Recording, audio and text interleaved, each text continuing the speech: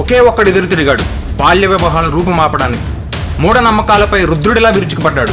ఇక్కడ స్త్రీలు చదవకూడదు, వితంతులు జీవించకూడదు అని నమ్మిన రోజుల్లో ఒక్క స్కూల్ మొదలు పెట్టాడు ఆడపిల్లల కోసం. మగపిల్లలతో ఆడపిల్లలు కలిసి చదువుకునే సహవిద్యా విధానాన్ని ప్రవేశపెట్టాడు. పుస్తకం పట్టుకుని చదువు నేర్పించాడు. వితంతుల పునర్వివాహం అంటే దుర్మార్గం అంటున్న సమాజంలో అతడే తొలి వివాహానికి ముందుగా నడిచాడు. అది తన ఇంటి నుంచి మొదలుపెట్టాడు. ఆ వివాహం ఖర్చులకు డబ్బులు లేకపోయినా తన ఆభరణాలమ్మి సంకల్పాన్ని నిలబెట్టుకున్నాడు. ఈ పెళ్లి పెద్ద ఆందోళనకు దారితీసింది. పెళ్లికి వెళ్లిన వారందరినీ సమాజం నుంచి వెలివేశారు. సమాజం నుండి ఎంతో ప్రతిఘటన ఎదురైనా పట్టుబట్టి సుమారు 40 వితంతు వివాహాలు జరిపించాడు. దయ్యాలు భూతాలు లేవనే అభిప్రాయాన్ని ప్రజలకు నిరూపించడానికి అర్ధరాత్రి శ్మశానానికి వెళ్లేవాడు. ఆయన సేవలకు బ్రిటిష్ ప్రభుత్వం కూడా వనికి రావ్ బహదూర్ అనే బిరుదుతో గౌరవించింది. ఇవాళ చదువుతున్న ప్రతి అమ్మాయి ఆస్వాదిస్తున్న స్వేచ్ఛ ఆయన వేసిన తొలి అడుగుల ఫలితమే. తెలుగు సాహిత్యానికి తొలి నవలాకారుడు, మానవతా ఉద్యమానికి తొలి దీపం కందుకూరి వీరేశలింగం పంతులు గారు.